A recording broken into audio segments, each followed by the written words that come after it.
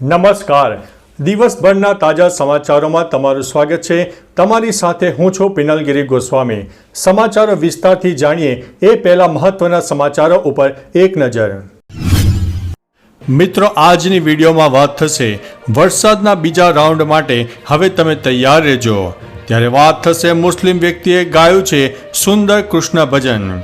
ભારતીય દૂતાવાસે લાઓસમાં ફસાયેલા 47 ભારતીય નાગરિકોને બચાવી લીધા છે. વરસાદ બાદ સુરતમાં સફેદ માખીનો આતંક જોવા મળી રહ્યો છે. ત્યારે વાત થશે વિદેશ જવાનો મોહ હવે ભારે પડ્યો છે, લાખો રૂપિયાનું નુકસાન. ત્યારે આગળ વાત થશે સેનાના ફાયરિંગ બાદ પાકિસ્તાને LOC નજીક બાંધકામ રોકી દીધું છે. ત્યારે વાત થશે વડોદરાના કોતરો તળાવ સ્મશાન બધું ખાઈ ગયા છે. આ વ્યક્તિનો વિડીયો થઈ રહ્યો છે વાયરલ. ત્યારે વાત થશે ભાવનગર અને ગઢડામાં 2 મકાન ધરાશાયી થયા છે. કોલકાતામાં શ્રેયા ઘોષાલનો કોન્સર્ટ મોકૂફ રહ્યો છે અને તેણે કહ્યું છે કે હું દુઃખી છું. ત્યારે આગળ વાત થશે PM મોદીએ કચરો પોતાના ખિસ્સામાં નાખ્યો હતો. ત્યારે વાત થશે તમે પણ આવી ભૂલ ના કરતા. વડાપાવ લેવા જતા 5 લાખના સોના દાગીના ભરેલું પાકીટ ચોરાઈ ગયું હતું. ત્યારે આગળ વાત થશે ભારતમાં પાકિસ્તાનના પૂર્વ રાષ્ટ્રપતિ મુશરફની જમીનની હરાજી થશે. ત્યારે આગળ વાત થશે ઓર્ડર કર્યાના 2 વર્ષ પછી પ્રેશર કુકરની ડિલિવરી સામે આવી છે. અને અંતે વાત થશે વાત્રક નદીએ કર્યો છે દેવાથી દેવનો અભિષેક. હવે મિત્રો સમાચાર વિસ્તારથી. અરવલ્લીમાં વાત્રક નદીના કિનારે પૌરાણિક રખોડેશ્વર મહાદેવ મંદિર આવેલું છે. હાલમાં થયેલા ભારે વરસાદના પગલે વાત્રક ડેમ ઓવરફ્લો થયો હતો, જેના કારણે નદીના પાણી મંદિરના ચારેકોર ફરી વળ્યા હતા. મંદિરમાં મુશળધાર વરસાદના કારણે જળમગ્ન થઈ ગયું હતું, જાણે કે વાત્રક નદી દેવાધિદેવ મહાદેવનો અભિષેક કરવા આવી હોય તેવા દ્રશ્યો સર્જાયા હતા. વાત્રક ડેમ ભરાવાને કારણે દર વર્ષે 6 મહિના આ મંદિર જળમગ્ન રહેતું હોય છે. મિત્રો, અન્ય મહત્વના સમાચારની વાત કરીએ તો ઓર્ડર કર્યાના 2 વર્ષ પછી પ્રેશર કુકરની delivery. Social media platform X પર વાયરલ થઈ રહેલી પોસ્ટમાં જય નામના યુઝર્સે જણાવ્યું હતું કે કેવી રીતે 2 વર્ષ પછી તેને પ્રેશર કુકરનો ઓર્ડર મળ્યો છે. વાત એમ છે કે યુઝર્સે 2022માં ઓનલાઈન કુકર ઓર્ડર કર્યું હતું. કંપનીએ 2 વર્ષ બાદ ડિલિવરી મોકલી હોવાનો દાવો યુઝરે કર્યો છે. યુઝરે ટ્વીટ પર સ્ક્રીનશોટ પણ પોસ્ટ કર્યો અને લખ્યું કે 2 વર્ષ પછી મારો ઓર્ડર આપવા બદલ એમેઝોનનો આભાર. મિત્રો, અન્ય મહત્વના સમાચારની વાત કરીએ તો ભારતમાં પાકિસ્તાનના પૂર્વ રાષ્ટ્રપતિ મુશરફની જમીનની હરાજી. યુપીના બાગપતમાં પાકિસ્તાનના પૂર્વ રાષ્ટ્રપતિ પરવેઝ મુશરફની સંપત્તિની હરાજી શરૂ થઈ ગઈ છે. પરવેઝ મુશરફના પિતા મુશરફુદ્દીનના અને માતા બેગમ જરીન કોટાણા ગામના રહેવાસી હતા. તેમણે 1943માં દિલ્હી જઈને સ્થાયી થવાનું નક્કી કર્યું હતું. પરવેઝ અને તેના ભાઈ જાવેદનો જન્મ દિલ્હીમાં જ થયો હતો. 1947ના વિભાજન દરમિયાન પરિવાર પાકિસ્તાન ગયો હતો. મિત્રો, અન્ય મહત્વના સમાચારની વાત કરીએ તો આવી ભૂલ તમે ન કરતા. વડાપાવ 5 લાખમાં પડ્યો છે. સોશિયલ મીડિયા પર પુણેનો એક વિડીયો સામે આવ્યો છે, જેમાં દશરથ અને જયશ્રી નામનું દંપતી બેંકમાંથી સોનું લઈને ઘરે જતા હતા. તે દરમિયાન પુણે અને સોલાપુર વડાપાવ સ્ટોલ પર ઊભા રહે છે.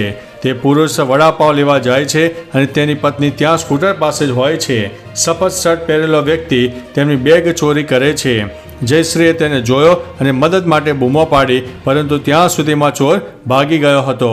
હવે તમે પણ આવી ભૂલ ન કરતા. મિત્રો, અન્ય મહત્વના સમાચારની વાત કરીએ તો PM મોદીએ કચરો ખિસ્સામાં નાખ્યો. વડાપ્રધાન નરેન્દ્ર મોદીનો એક વિડીયો અત્યારે સોશિયલ મીડિયામાં ફરીથી વાયરલ થયો છે. વિડીયો ગઈકાલે સવારનો હતો. સુપ્રીમ કોર્ટના 75 વર્ષ પૂરા થવા પર ટપાલ ટિકિટ અને ખાસ સિક્કાનું અનાવરણ થયું હતું. જે સમયે PM મોદીએ રિબન ઉતારીને ફેંકવાના બદલે ખિસ્સામાં મૂકી દીધી હતી. ત્યાં ઊભેલા CJI ચંદ્રચૂડે પણ PM મોદી પાસેથી રિબન લેવાનો પ્રયાસ કર્યો, પરંતુ મોદીએ રિબન ન આપી, જેના લોકો વખાણ કરી રહ્યા છે. મિત્રો, અન્ય મહત્વના સમાચારની વાત કરીએ તો કોલકાતામાં શ્રેયા ઘોષાલનો કોન્સર્ટ મોકૂફ રાખવામાં આવ્યો છે અને તેણે કહ્યું છે કે હું દુઃખી છું. બોલિવૂડ સિંગર શ્રેયા ઘોષાલે કોલકાતામાં 14 સપ્ટેમ્બરે યોજાનાર કોન્સર્ટને મોકૂફ રાખ્યો છે. શ્રેયાએ ઇન્સ્ટાગ્રામ પર લખ્યું છે કે કોલકાતામાં ડૉક્ટર પર બળાત્કાર અને હત્યાથી ખૂબ જ દુઃખી છું, તેથી આ નિર્ણય લીધો છે. શ્રેયાનો કોન્સર્ટ કોલકાતાના નેતાજી ઇન્ડોર સ્ટેડિયમમાં યોજાવાનો હતો. શ્રેયાએ પોતાની પોસ્ટમાં લખ્યું છે કે હું આ અપરાધથી ખૂબ જ દુઃખી છું. એક મહિલા તરીકે આ ઘટનાએ મને હચમચાવી દીધી છે. મિત્રો, અન્ય મહત્વના સમાચારની વાત કરીએ તો ભાવનગર અને ગઢડામાં 2 મકાન ધરાશાયી થયા છે.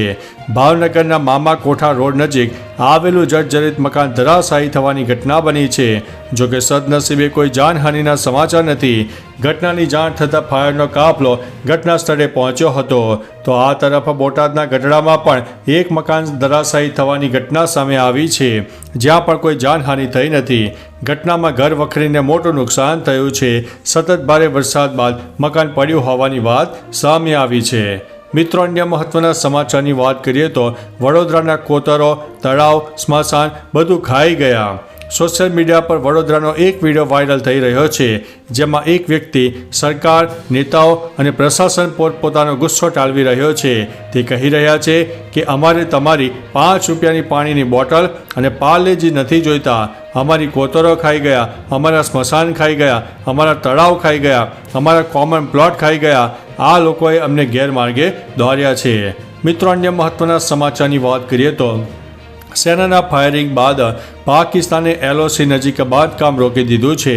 પાકિસ્તાન નૌશહરનાદમાં LOC નજીક બાંધકામ કરી રહ્યું હતું, જેને રોકવા માટે ભારતીય સેનાએ ચેતવણી તરીકે ગોળીબાર કરવો પડ્યો હતો.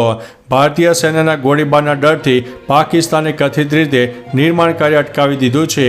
જમ્મુ કાશ્મીરના ગુરેજ સેક્ટરમાં શનિવારે પણ ફાયરિંગની ઘટના સામે આવી હતી.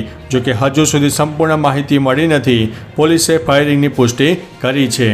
મિત્રો, અન્ય મહત્વના સમાચારની વાત કરીએ તો વિદેશ જવાનો મોહ ભારે પડ્યો. કેનેડાની વર્ક પરમિટના નામે ખંભાતના 3 યુવકોને એજન્ટે 37 લાખ રૂપિયામાં રોવડાવ્યા હોય તેવો એક કિસ્સો સામે આવ્યો છે. વાત એમ છે કે ખંભાતમાં રહેતો યુવક સહિત 3 યુવકો પાસેથી નડિયાદમાં પીપળાતામાં રહેતા શખ્સે 2 વર્ષ અગાઉ કેનેડામાં વર્ક અને બિઝનેસના વિઝા 37.74 લાખ રૂપિયા આપ્યા હતા. શખ્સે વિઝાનું કોઈ કામ ન કરતા પૈસા પરત માગ્યા હતા, પરંતુ પૈસા પરત ન આપતા શખ્સે ખંભાત પોલીસ મથકે ફરિયાદ નોંધાવી છે. મિત્રો, અન્ય મહત્વના સમાચારની વાત કરીએ તો વરસાદ બાદ સુરતમાં સફેદ માખીનો આતંક. દક્ષિણ ગુજરાતમાં વરસાદ બાદ સુરતમાં સફેદ માખીનો આતંક જોવા મળી રહ્યો છે. માખીના ઉપદ્રવને કારણે ખેડૂતોના પાકમાં ભારે નુકસાન થયું છે. સુરત, તાપી સહિત દક્ષિણ ગુજરાતના જિલ્લામાં માખીનો ઉપદ્રવથી પાકને નુકસાન પહોંચી રહ્યું છે. આ સાથે 3 લાખ એકરમાં શેરડીના ઊભા પાકમાં વ્યાપક નુકસાન થયું છે. ખેડૂતોએ સરકાર પાસેથી મદદ માગી છે. મિત્રો, અન્ય મહત્વના સમાચારની વાત કરીએ તો ભારતીય દૂતાવાસે લાઓસમાં ફસાયેલા 47 ભારતીય નાગરિકોને બચાવ્યા છે. ભારતીય દૂતાવાસે થાઇલેન્ડના પશ્ચિમ અને ચીનના દક્ષિણમાં સ્થિત લાઓસમાં ગોલ્ડન ટ્રાયેંગલ સ્પેશિયલ ઇકોનોમી ઝોનના સાયબર સ્કેમ સેન્ટરમાં ફસાયેલા 47 ભારતીય નાગરિકોને બચાવ્યા છે. લાઓસમાં ભારતીય દૂતાવાસે સોશિયલ મીડિયા પ્લેટફોર્મ X ઉપર માહિતી આપી હતી. એમ્બેસી લાઓ પ્રશાસન સાથે વાત કર્યા બાદ તમામને ભારત પરત લાવવાની કાર્યવાહી શરૂ કરવામાં આવી હતી. મિત્રો, અન્ય મહત્વના સમાચારની વાત કરીએ તો મુસ્લિમ વ્યક્તિએ ગાયું છે સુંદર કૃષ્ણ ભજન. સોશિયલ મીડિયા પ્લેટફોર્મ X ઉપર કાઠિયાવાડી હેન્ડલ પરથી એક વિડીયો પોસ્ટ કરવામાં આવ્યો હતો, જેમાં એક મુસ્લિમ વ્યક્તિ ભગવાન શ્રી કૃષ્ણનું સરસ મજાનું ભજન ગાઈ રહ્યા છે. વિડીયો સામે પોસ્ટમાં લખવામાં આવ્યું છે કે વડગામના ફિરોજ ખાન બિહારી ભગવાન કૃષ્ણના ગીતોની રચના ખુદ કરે છે અને સુંદર અવાજમાં પ્રસ્તુત પણ કરે છે. આવી પ્રતિભા ગામડાના કોઈ પણ ખૂણે પણ પાંગરતી હોય છે. મિત્રો, અન્ય મહત્વના સમાચારની વાત કરીએ તો વરસાદના બીજા રાઉન્ડ માટે તૈયાર રહેજો. રાજ્યમાં મેઘતાંડવ બંધ થયો તેના 3 દિવસ જ થયા છે, ત્યાં હવામાન વિભાગે ફરીથી ભારેથી અતિભારે વરસાદની આગાહી આપી છે. હવામાન વિભાગના જણાવ્યા પ્રમાણે આગામી 2 દિવસ પણ રાજ્યમાં ભારેથી અતિભારે વરસાદની શક્યતા છે, જેના પગલે ઓરેન્જ અને યલો એલર્ટ આપવામાં આવ્યું છે. પંચમહાલ, દાહોદ અને છોટાઉદેપુરમાં પણ યલો એલર્ટ આપ્યું છે. ઉપરાંત આગામી અઠવાડિયા માટે ભારેથી અતિભારે વરસાદની આગાહી કરવામાં આવી છે. તો ચાલો મિત્રો, ફરીથી દેશ અને દુનિયાના સુપરફાસ્ટ સમાચાર લઈને મળતા રહીશો. ત્યાં સુધી અમને રજા આપશો. નમસ્તે.